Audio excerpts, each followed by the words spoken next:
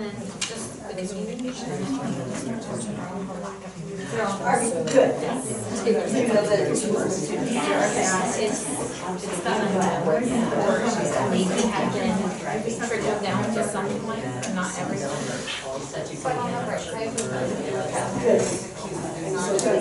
No, I'm not supposed to be getting these cases. It's not getting to the parties that are involved. Oh, good. I was just making sure somebody got it. Yes, you have to move. I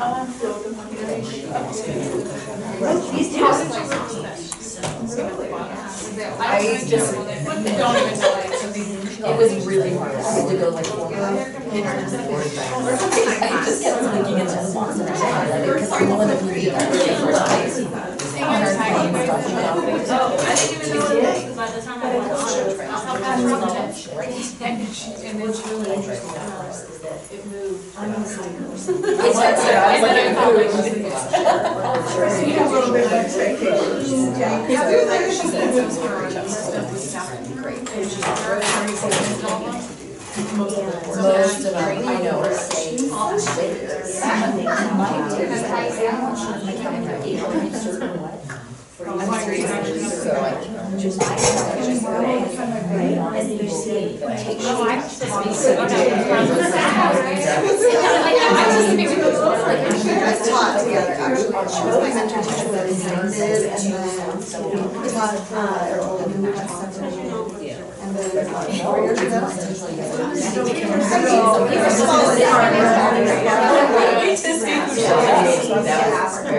when the opportunity arose, and then there were other belching partners. He's getting a mom.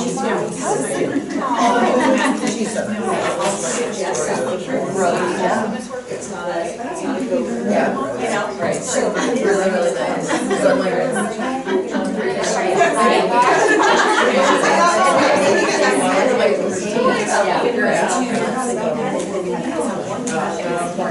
Okay, guys, let's get started. Welcome. Hi. How's the next semester going? You guys doing good? Sure. Oh, yeah. Sure we have. Yeah, now it's the easier semester, right? You got all these holidays built in. And some of you have a week coming off, right? Yes. And spring break, you get both? Oh, yes. March. Oh, March and May. March and May. March. M&M. This year, spring break's in March. Ours is the Yes? first week in April. We get the Friday. Third weekend. So it doesn't coincide with Easter. Nope, we changed it. Wow. Have you guys any gone anywhere? Did anything fun? Stayed home? This is great. Martin Luther King, you stayed home? Did y'all have last weekend off at all? Monday? No. Yesterday was a working day. Yeah. And next, We had it off. We you had had it off? Yeah. Golden Valley did. Middle Unified had it off as well. And then next weekend, do y'all have Monday off? Yes. We get the whole week. Starting when? Next week? Shawanee gets Yeah. Monday to Friday, yeah. Starting next week. Shawanee, Bass Lake, and Bass Lake, Yosemite. yeah. Let's see, we get Monday off, and then with spring break, and then Memorial Day, right? So, Time excited already. Gosh. All right. Well, my wife and I enjoyed Half Moon Bay this weekend, and that's where I proposed to her. So our anniversary is the 14th, Valentine's Day. And so we got it tied already. I got all kind of good credits for that. How many years? Except 9 years. 9 years. Except she's a big Niner fan. Well, she's a small Niner fan, but her family's a big Niner fan. They're having a big Super Bowl party, and why did you schedule it this weekend? Because I'm not a Niner fan. And she said there was a conspiracy that I deliberately did this. And could we change it? And I'm like, no. She says, we have a fishing trip next weekend. Let's go that weekend. You can do it this weekend. I booked that 8 months ago. I can't change it. So all of my good points kind of got eroded by the Super Bowl. And then they had to go and lose, which made my day, but made things worse. So anyway, we're here today to talk about the culminating activity. We have in the past called it an exit activity, an exit interview. We're trying to clarify the language a little bit. and saying that it's a culminating activity, and it's in 2 phases. So we are separating them this time, and what we're going to try to do is have you come back with your first years, and then have you come back again with your second years, because you're going to hear different information, and you want to be able to entertain all the questions.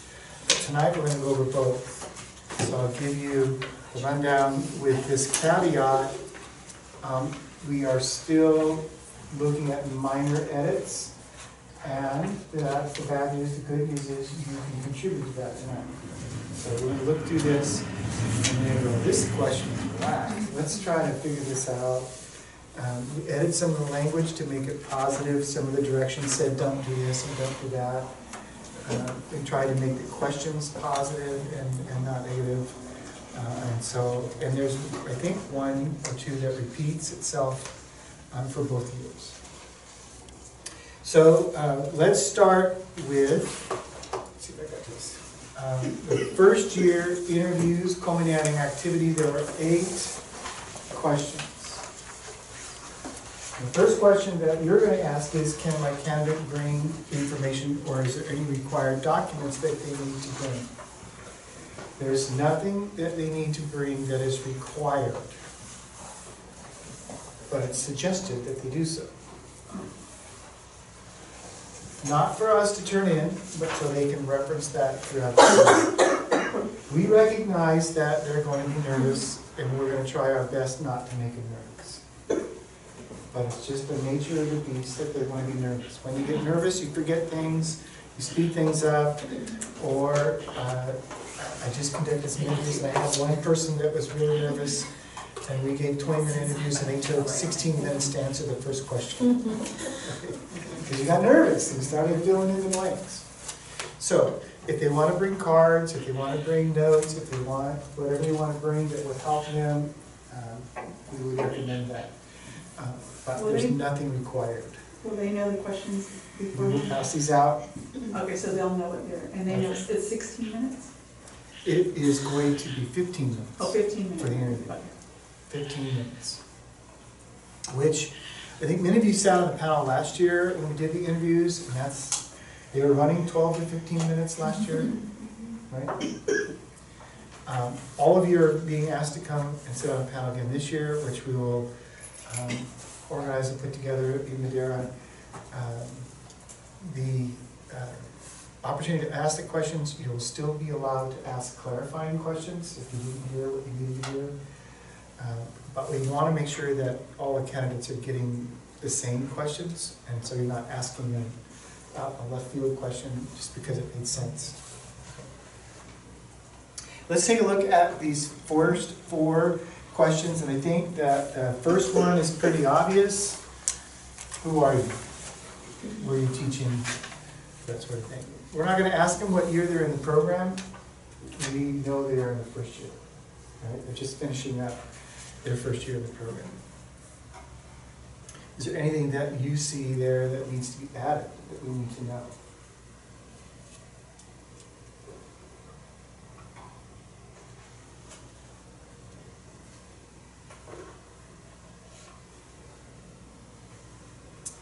The credential being cleared is one of 3 things, so they should be able to answer this. They're getting a single subject, and tell us what that single subject is. You're getting a multiple subject, or they're an ed specialist with an emphasis 98% of the time mild, moderate, and you can Google it, but mild, moderate has changed. Any speds in the house? No sped teachers tonight? They changed it. I can't remember what it is, but they wanted to make it more mild, moderate sounded, I guess, negative, so they tried to make it positive. And states always do that. All right. What was the motivation in choosing your ILP goals? The emphasis here is that we're looking back at our self-assessment and the individual development plan, the IDP, and our conversations with administrators. It also could include site or district initiatives.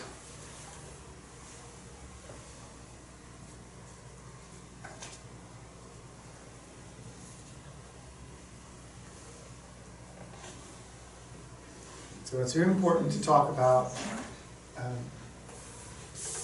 the data or the reasoning behind. It's not just a gut feeling, right? So self-assessment is pretty important. The IEP and the triad meeting that you had with your administrator. If they were a PIP or a STIP and they're not an ECO, they could also talk about evaluations or prior experience. Did they do the self-assessment before we chose goals? You should have. I'm trying to remember how. Mm-hmm. That's like the first thing we do. I'm not seeing the self-assessment on the rubric, so. The self-assessment was on my. Oh, is that encompasses the CTSP, is that right? Correct. Okay, so they don't need. CSTP is the element, 1.2, so engaging and supporting all students in learning, and then they tell us the element. Okay, so you want them to be able to say the element that they Yeah, chose. tell us it, yeah, so that's why you write it down. And then say, according to my self-assessment, this was an area of growth that was identified in the self-assessment.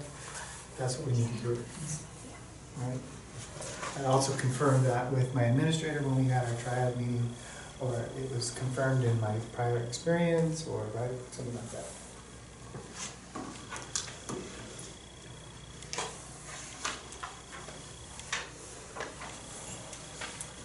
We're trying to pivot a little bit from the interviews in the past where we've had, say these buzzwords and you pass the test. So we're trying to get away from that. But looking at our program, how would you know what standards to write your goals to? That's the question. What motivated you to write these goals? So we can talk about self-assessment, the IEP, my prior experience, but if they're first year MIC, there's probably not a lot of experience there, because if they do have experience, we probably put them in the ECO group, right? So a first year MIC is probably a first year teacher.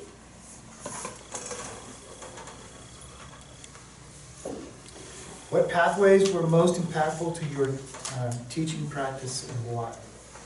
So we initially listed 3 at least on the ILP, and then we've asked for more as we've had the updates.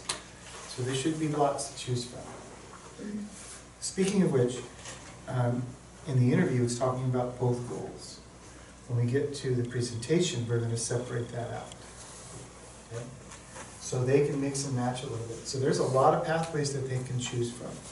So we're asking them to pick 2 or 3. I would say 2 is a minimum, and we want to shoot for 3. I went to Fred Jones, I talked with my peers, observation I did. It'd be awesome if somebody said we did an impact cycle and I filmed myself teaching, and then I have a conversation with my mentor, and we had all this great data. That would make my heart sing. Clarity need to go math.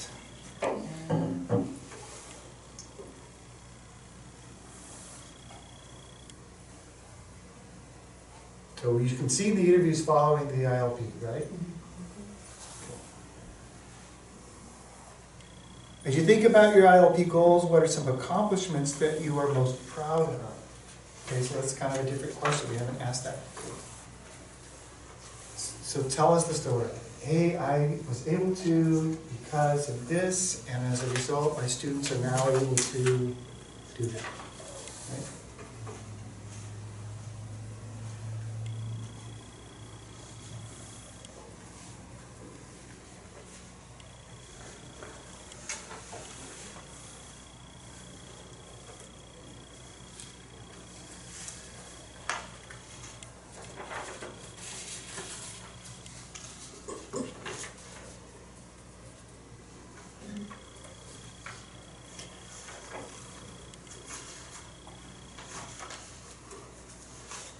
Questions yet? You're all a great audience. You want out of here.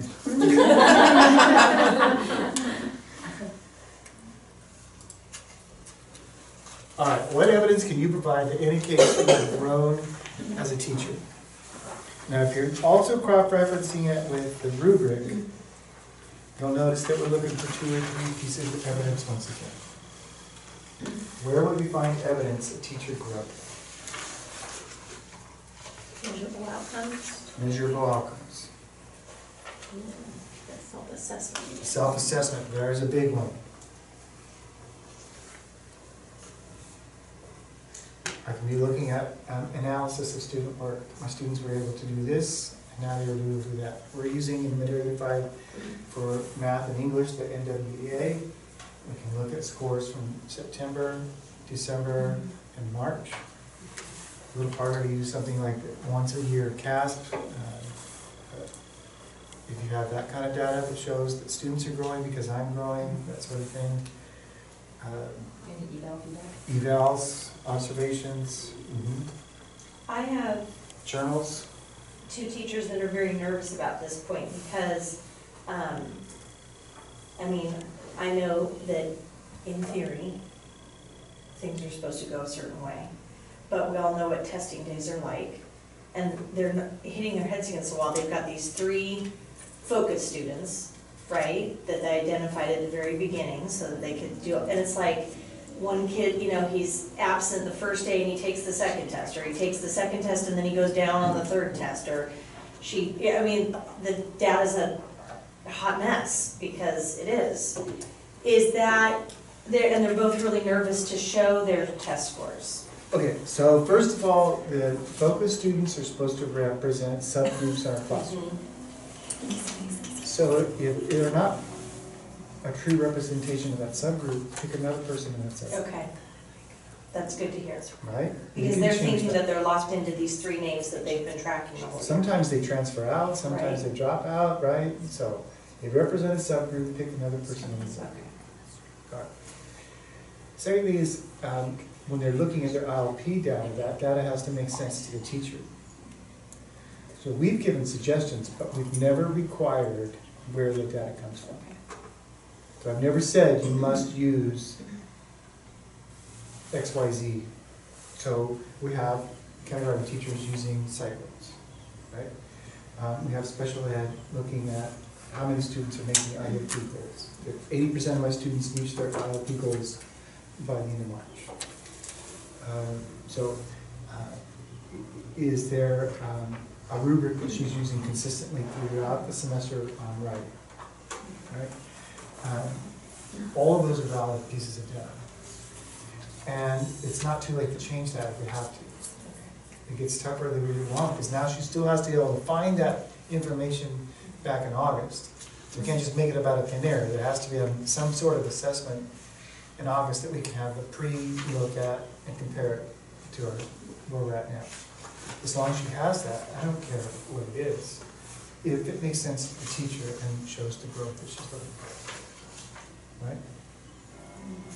So that can change. Any other questions about that? That's a good question.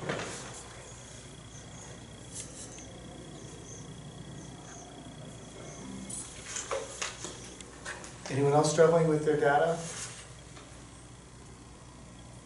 Well, now we're making her feel bad because she's going to win. All right. Evidence that shows that you've grown, the big one again is going back to the self-assessment. I went from exploring to innovating, or whatever it might be. Talked about student data. It could be our evaluators were saying, look, this is where you were, this is where you are, we're seeing some growth. Things that the students couldn't do at the beginning, but now they can do, right? All that's good stuff. This is a new question. So now we haven't written about it, we haven't discussed it, but it's something that all of our teachers have had to work on, right? So, and in what ways did you build relationship with your students? That's where the original question stopped, and then we edited it based on meeting with our advisory committee, and how did it affect or change the classroom environment. So, we still have some time to think about that, maybe reflecting on our journals, maybe looking at our journals, looking at how am I meeting these needs of these 3 really difficult students.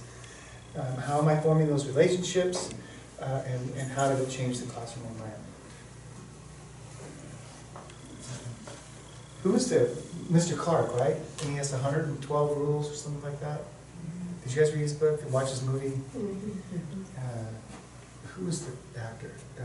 He was on Friends. He just passed. Matthew Perry. He just passed away. Starred as Mr. Clark. And the first thing, was the greeting at the door and all kinds of things that he had. That relationship. I watched and read the book about the teacher in Long Beach that had the writing project about the Diary of Anne Frank. Did you read about that one? I forget what's her name. There's a movie about that one too. There is a movie about that one too. And what I took away from, because at first it was all through all these conferences and you hear about it and this is a great teaching method. And then the more I read, the more I realized, no, it wasn't the teaching method. It was the relationship that she had with the students that no other teacher on that campus had, and that the kids realized that she was buying into them. And it does. It changes everything. All right. So now my question is this: is this fair to ask? Because we haven't really talked about it in induction. Why don't we throw it in for one of the questions for next month's Journal. Make sure it's in the journal. throw it in so that we can talk to them about it in March. We talked about that, it's, yeah. I think It's kind of been in there, but not worded in that exact way. Well, it's not And a I- blue question. It's not a blue question. No, So make it a blue question. make it a blue That way- question, because some of those blue questions get redundant. Sorry. I just can't stop. I think them from That's why I all love different you. standards. I think know, they're not even the but same like, standards. some of them are repetitive. How would we show evidence? Well, yeah, I think it's a answer it story. again. I think it's interval. It's a story. Okay. So you're looking for something like, I greet my students at the door every day, that would count as a way they build relationships? Or I have a morning meeting, like some procedure they do in the classroom, like is that what you're looking for? I think so. It could also be, I've called every parent. I know FFA at Minowitz High School, I think, or requires them to do at-home visits. It could be, I've attended soccer games. I go to the cheer, I'm a cheer advisor. I let the kids come in at lunch. Yeah. Not all the teachers do that. Some do, some don't. I've made myself available for after-school tutoring. I've gotten to know every student's name and their favorite color and their favorite whatever snack. And I say that as well, of course, that's common sense. I have a teacher right now that I'm working with that as of November in the high school didn't know all of the students' names. And admin came to me very concerned because it was their parent to admin that the teacher didn't know all the students' names. And we just got our non-elect list, and sure as the world, this teacher's name is on she's not coming back, right? Because from the coaching side, you can teach the skill, but we cannot teach relationships. And my mentor has asked and asked and asked and said, let's use youth equity cards, let's use popsicle sticks, let's use randomizer, let's do something. Let's learn these names. And, I'm not very good at names, he says. So, what are some, and it should be a story-ish, right? We're not looking for, I know 98%, I don't want a number here, right? Tell us a story of how you're getting to know your students. And my guess is that they're going to tell a story about their most difficult student. I don't know why, that's just what's going on. Right? Steve, your story about the non-elected teacher brings up something that you told me I said it at the first meeting this year, and you said, tell me that at the last meeting. I would love it if our mentees did not sign our version of the logs, because I have had non-elect teachers and I lied in my logs, because I'm not telling them the full version of what I know is true about them as a person. I would be speaking differently in my log if I could say, I fear that this person isn't going to be successful with this, so I suggested this strategy and this strategy and this, you know, that kind of thing. Whereas I told a more rosy picture because I knew that I had to get him to sign it. Because they sign the tops of all the logs. So you don't, I don't think you always get an honest journal out of us. You held some information back, because I hate using the word lie, because that tells me something different. I withheld some information that would have hurt the feelings of my mentee, because they would see it on my collaboration.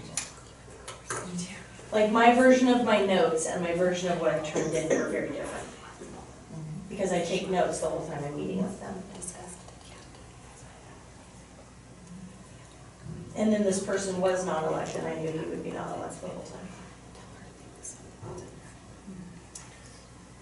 So, and when I heard your first statement, I lie on my collaboration log. And the human brain fills in the blanks, right? And the problem I had in the past is some mentors are putting down that we're meeting when we're not. And I was so grateful that you didn't tell me that. That's why we have the two signatures, so, right? It's harder to lie, it's harder for two people to lie, even though it's, I swear I must say this once a week. Working with humans is a dirty job. If you want a clean job, go be a plumber. Because I've had mentors intimidate their mentees into signing the collab log. Like, oh, it's no big deal. It's just, let's get this program and finish it, and right? So that's why there's, but at least with two signatures, I'm hoping for honesty. In your intent of writing out your internal thoughts, are you hoping that I'm seeing that and I see it, get on the phone and call with some suggestions, or what would the purpose be for the bad news to be on the wall?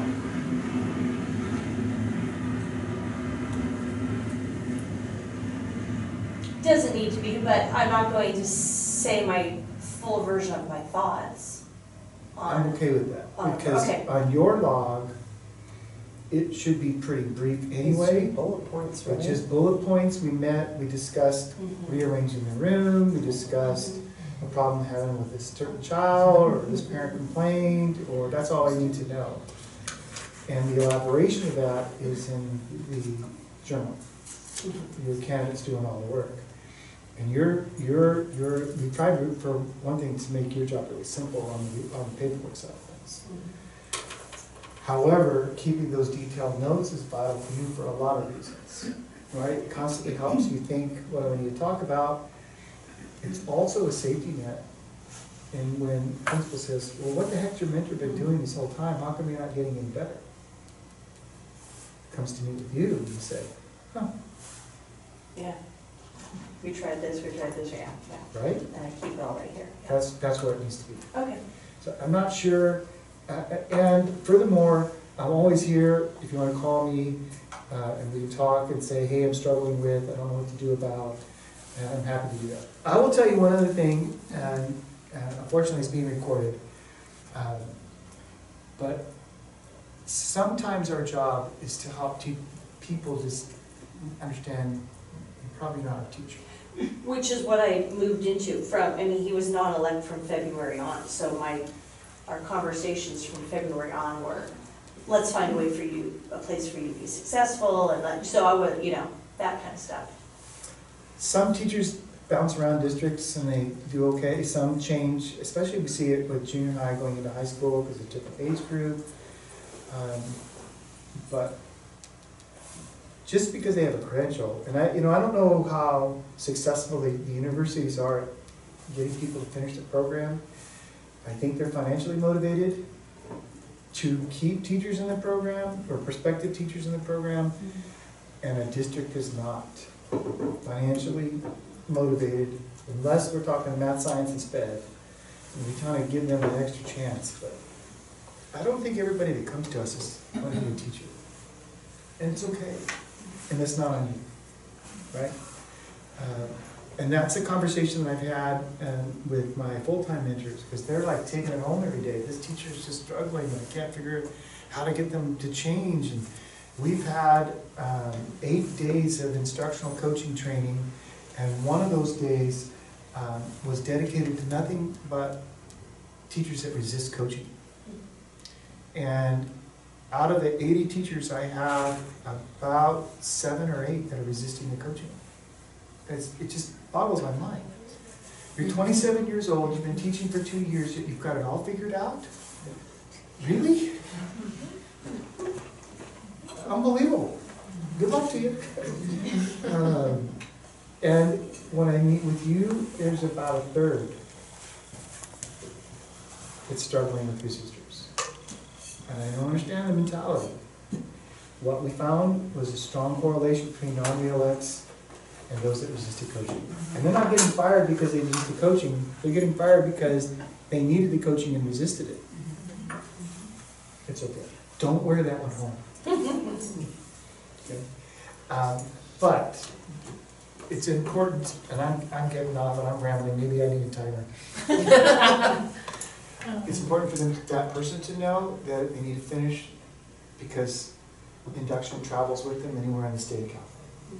So they can take their first year and say, they take 2 years off and regroup and come back and try again. They can finish induction their second year somewhere else. So let them know that. And anyone else that's thinking about transferring, I mean, people are moving out of state of California like crazy, right? Because they can't figure it out. Say, I'm going to Tennessee, and transfers. All right, let's move on. How did you change a challenge this year into a win? We tried to make this question positive. It was originally written, what was the challenge you had to face this year? Right? That sounded negative. And this one we wanted it to be positive. So, is this something we could put on the journal as well? Is that what you're thinking? Because it's not something we've had in I any think questions. it would just be good to get those 2 questions out there, or maybe even the third one, so that they at least have some time to see it and think about it and talk with the mentor about it prior to having the interview. And then they won't be like, what? Oh my gosh. Would anybody not be able to answer this question? No, it's a discussion. All the time, right? Right. One of the things that my TSMs are telling me is that we struggle getting into the coaching cycles because all I seem to be doing is putting out fires all the time, right? And some of them are raging. So have all of your teachers had a challenge that they've been able to work through? Yep. Here's where I would say, I don't want to hear about a present challenge that you are still struggling with, you don't know what to do about. This isn't the time to come to the panel and cry, I'm struggling with, and nobody can help me figure that out. This is about your victory. Tell us about a challenge that you changed into a win. Okay? Simple as, my 4-year-old in TK wasn't potty trained, we had to figure that out, and sure as the world, we're good to go now. Or I had a nonverbal student coming, and now I can't get him to shut up, or whatever, right? Tell us about a challenge. As you think about the future, what steps you're going to take to continue to learn and grow professionally. We want this to be a constant mindset. And I think that, I'm not sure that it was in the rubric. But this would be, hint, hint, a great segue into NIC Year 2. Next year I'm thinking about this being one of my goals. I was really, right? That might be something that they could say. Some of us can tell us, yeah, in 3 years I'm going to be the administrator. Okay. I'm pursuing my master's degree, really? There's a lot going on here, but okay. But I think it would be great if they said, next year I'm really thinking about attacking standards, CSTP standards 4 and 5. I really want to learn how to design my lesson plans better, and I'm curious. I collected data, but I'm not quite sure what it means, and I don't know how it reflects in my teaching practice, so I'm going to do a deep dive into data analysis and look at, right, these are questions that we would put on our ILP next year. So that might be a good jumping off point. But if you're looking at the rubric, to be honest, we're pretty much going to take any answer they give us. Right? You get the flavor of the interview here, that it's not tough. It's not meant to be a gotcha. It's meant to be a mid-program check-in. How you doing? Tell us your story. You're articulating your story so that you're getting prepared for next year. But it's also giving the program data that we can look at and see how we're doing and where do we need to grow as well. Okay. Questions about interview? Culminating activity interview. Only year 1. Okay. Now it's going to get a little more complicated. Year 2. So I showed you the rubric. Okay. So this is what it looks like in color. Oh, and see, I changed a lot of this. Oh, God, I didn't change my slide. Did I? No, I took out all the don'ts. 4 don'ts. You only have one left. Oh, you only have one in here, don't use all uppercase No, letters. I didn't change the slide. All right, so look at, so here's a good contrast. So if you look at the directions that I printed you versus the slide, and we changed some of that, and I just didn't get it on the slide before my bad. It's okay, we still like It's the same, it's the same question, I just tried to make it positive instead of negative. Right? So, how do we want the slideshow presented? We want them to use the key words. When they're making a slide, and I'll show you those in a moment. Let's keep it to 10 bullets. Use statements, not sentences, so that's okay. It doesn't have to be a complete sentence. Use the first letter, be specific, so it shouldn't be vague statements. Don't capitalize anything that comes across as yelling. Just keep it to 2 fonts, right? And colors. Tell us your story. Here's what we're going to tell you. We are not grading based on the pizzazz of this presentation. Black and white's fine with me. It's the content. Okay? We assume all of these people coming out of the colleges today's day and age know how to use Google Slides, know how to make a presentation. We assume that. And maybe not be as safe, she's shaking her head no over here, but. I have, no, my inductee right now, I call her, she's the oldest young grandma I've ever met. She's horrible with technology. Oh my gosh. Oh my gosh. I finally felt old. When I went to a training that my TSMs are putting on, and they did this dearly bopper whoop thing on AI, and I went, and then we were writing something, and I went into one of my office, my peeps, and she took my paragraph that was kind of clunky and stiff, and she went in some chat, and 10 minutes later, Yeah. and I went, okay, I've officially gotten my years away. I turned 59 in a couple of weeks, I get it, There you go. I'm done. Well earned then. Are they sending these slideshows in on Google Classroom, and then you'll be the possessor of them, and then you'll put them up, or are they going to bring a device? Great question. It will be in the Google Classroom, and they will log into the device and pull up their presentation. So there's a catch with that. As soon as they turn it in on Google Classroom, they no longer possess it. You If possess it's it. not returned to them, that's correct. Okay, but you will have returned it in time. Okay, And it's actually, it's in their, it should be in their Google folder, even if it's not in the classroom, yes? yeah, but if you do it as an assignment, I don't know how you're gonna set it up, but if you do it as an assignment, when they do the assignment, they will no longer have possession of We'll it. put it back and return it to them, Okay, so they have that, and the idea is they can log in, because bringing your own device causes a myriad of problems. okay. So we don't want to do that. We'll use Chromebooks, log in, and go from there. Okay. And we'll make sure that our Chromebooks are working ahead of time. And all that. And if they How don't long are work, these ones, Steve? Are these 20? we're thinking 30. 30?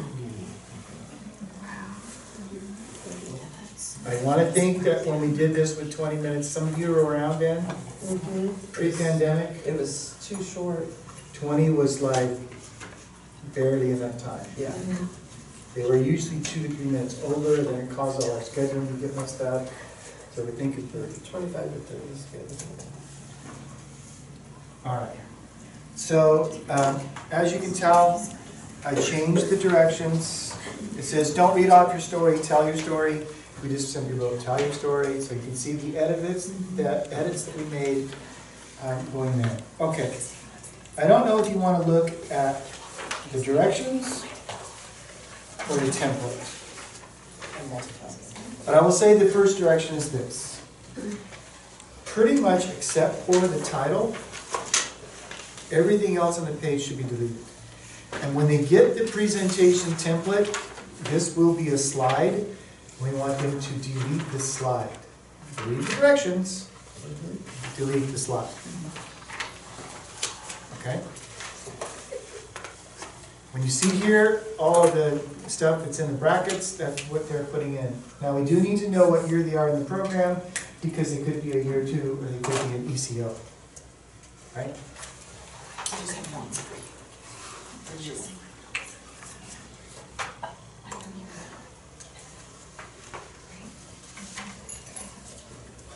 All right.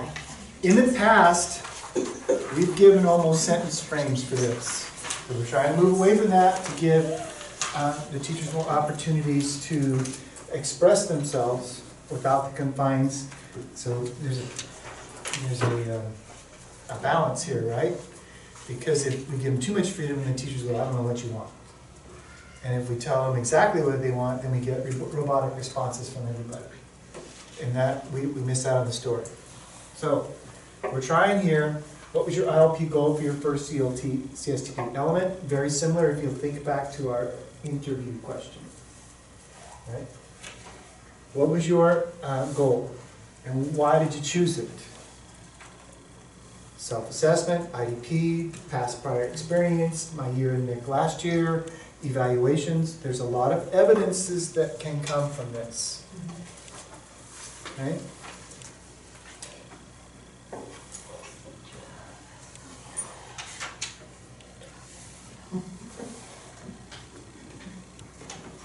So according to my self-assessment, it showed an area of growth of standard 2.1, engaging and supporting all students, and maintaining an effective classroom environment. Element 2.1, it says whatever it says. I scored myself as exploring, and I wanted to grow that. I knew I needed to do more for my classroom management. All right.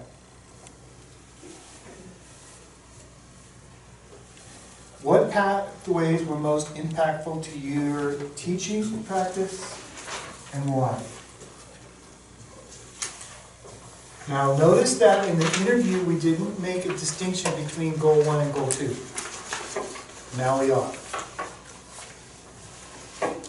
So this all relates to goal number 1. In the past, what I've said here is tell us the ESPN highlights. Tell us 2 or 3 pathways that really made an impact in the classroom. I went to Kagan Strategies, I learned how to do this, I did this with my kids, and this was the result. I observed Sally Smith next door, who has an incredible use of technology, and so I borrowed the strategy on Cahoots and I implemented it in the classroom. And here's what it is.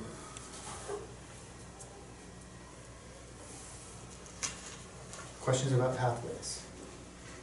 And the rubric is going to say, meet the standard is 2, exceed the standard is 3. It's not written that way, but that's what we're looking at. So if you looked at all the points that you need to get a passing score, you need to average 2.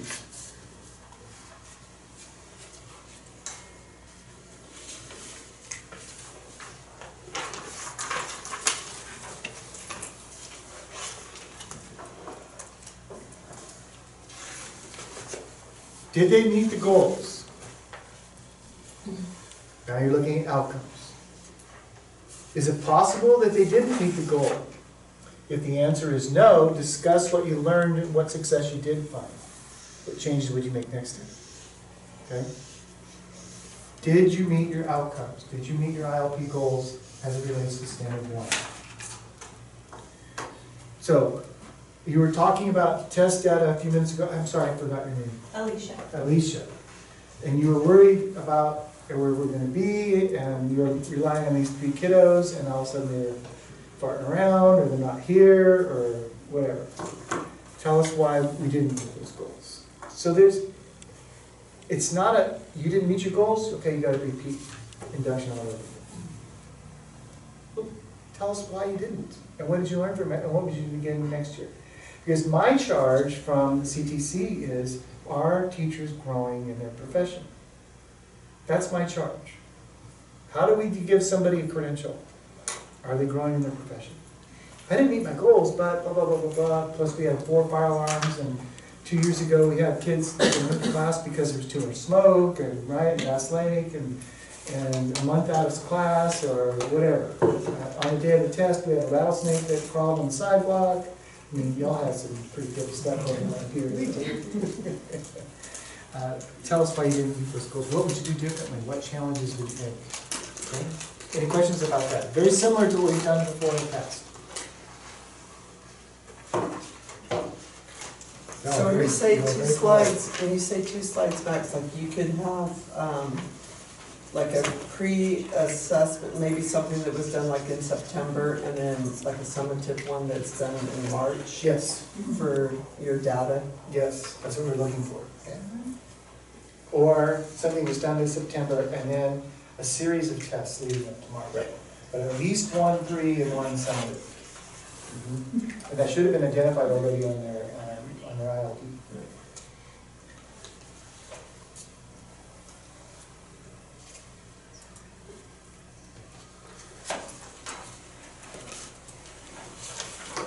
All right, so now we're going to do, like it says on our shampoo bottle, rinse and repeat.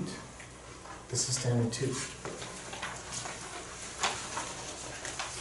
Okay, are you with me so far?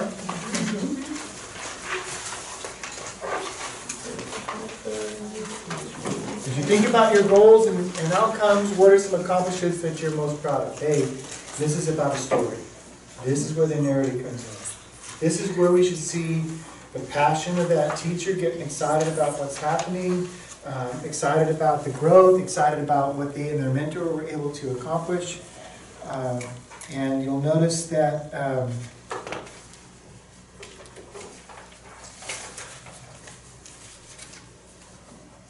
the rubric is just simply saying, tell us 1, tell us 2, tell us 3 things.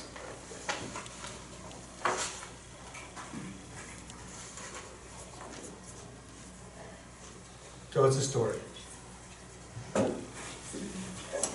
Questions about that?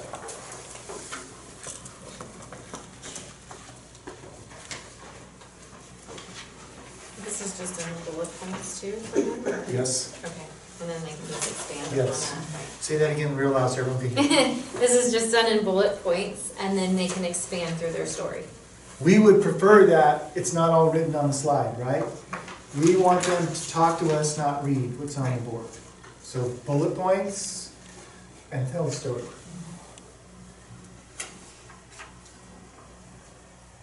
So if I were telling the story, I would say I had a meeting with a teacher in late September, super discouraged, a math teacher that was an overachiever his whole life, who, when it came to school, found it super easy. By the way, that's never me. I struggled with school, right? Everything was a challenge. But for him, everything was easy until he came to teaching freshmen and sophomores in our school district. And it was a struggle. And he felt defeated. And because he was a really deep thinker, he would go home and process this. And he was thinking about it. And he would go home over the weekend and process and process and process. And it's interesting, I had a meeting with him and basically said, you know, life's tough, you need to put a helmet on. And I was like, I walked away going, oh, shoot. And turned out to be the best thing the kid needed to hear. Hey, life's tough, it's okay to struggle. You have permission to struggle.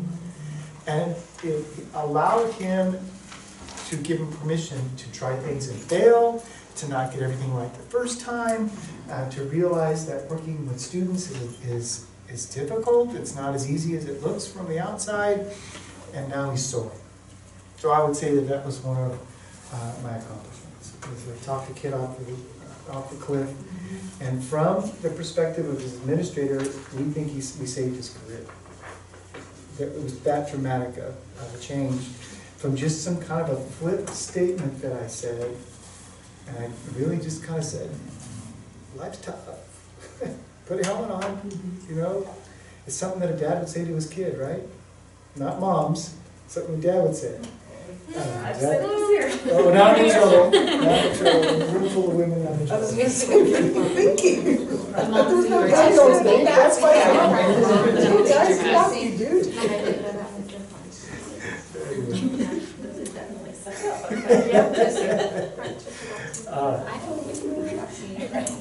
I'm going to put this as you suggested in the journal. In what ways? So it's the same one from the interview. In what ways did you build a relationship with students, and how did it change the classroom environment? So they're going forward, we're going to be answering this question both years. But again, it's a story. Okay? And it could even, I think, allow for a continuation of what I'm just most proud of, because it may be that building relationships is what I was most proud of.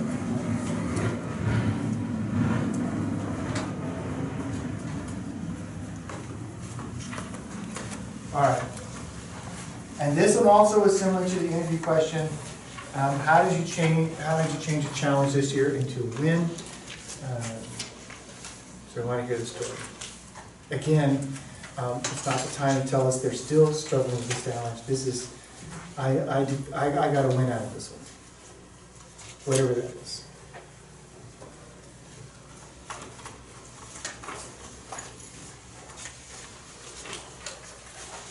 All right, now the big one is to provide evidence that you have grown as a teacher.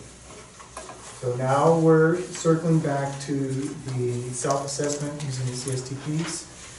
They've had a chance, even if they're ECO, they've done it twice. If they're second year meet, this is the third time they've gone through the self-assessment. There should be evidence there of growth. Okay?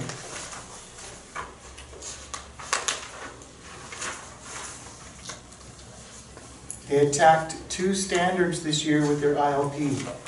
If they tell us that they've grown in those 2 standards, right, as 2 separate incidences, 2 separate stories, that would take care of the requirement of 2 pieces of evidence of growth.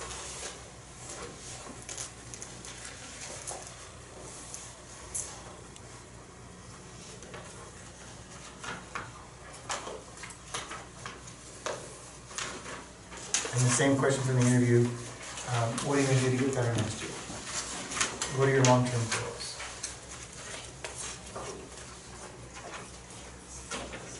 Before I publish this to the classroom, I'll make sure that we re-edit that title slide to fit better with what I wrote here, so I'll make sure that those are in alignment. And I want to make sure that the questions that I adjusted here are also adjusted on the slideshow. You think we should ask the last 3 questions of the interview? I think just the 2. I think the last one they should be able to figure out on their own. as you think about your future, what steps would you take to continue?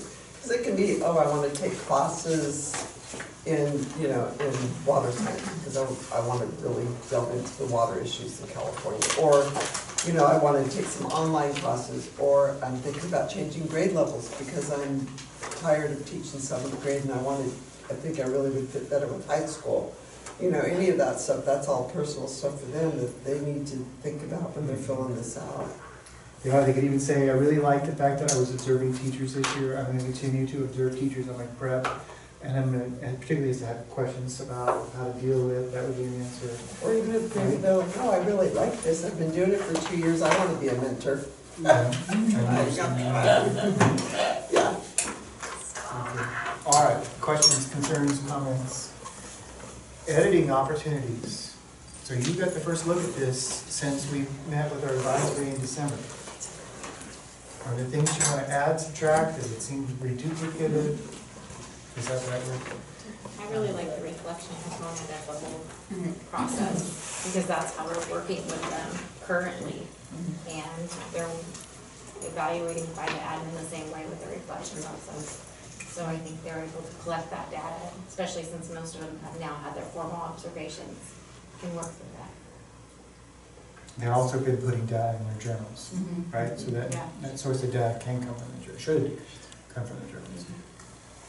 Good, thank you. We try to get more reflective and less robotic, Yes, and I appreciate that, because that's how we've been coaching them. right? Don't just fill in the words and give me the buzzwords, reflect.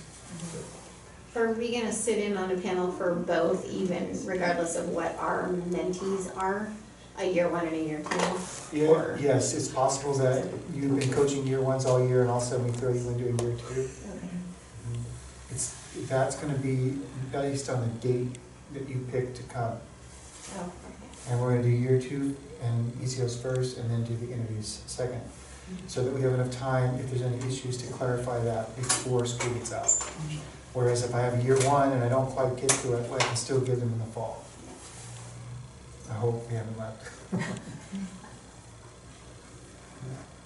Right, so we have Wednesday, March 6th is for the year 2 and the ECOs, and Tuesday, March 1st is for the year 1s down here. Sounds right.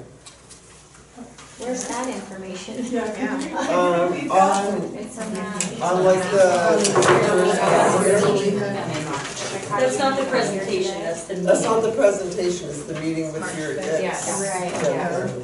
You want to read email? There was only one.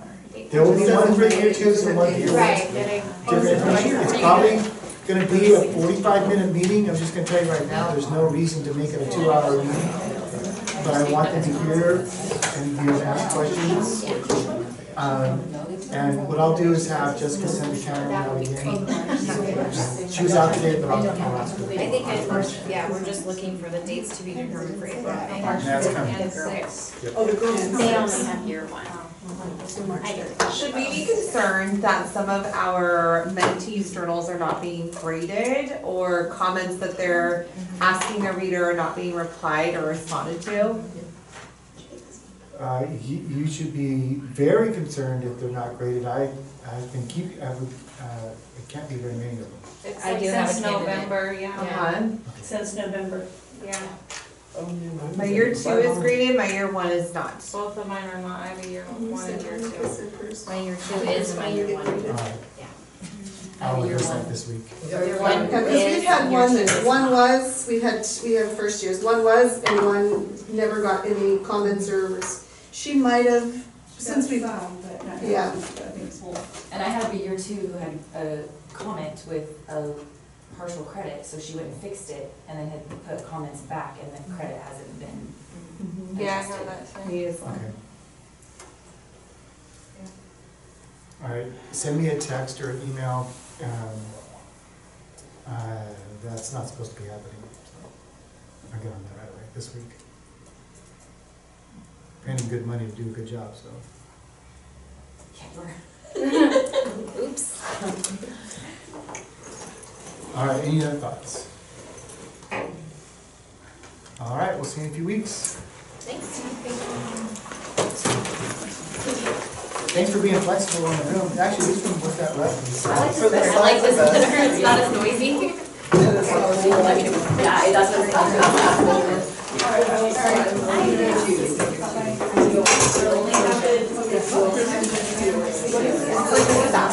It's our meeting, it's like a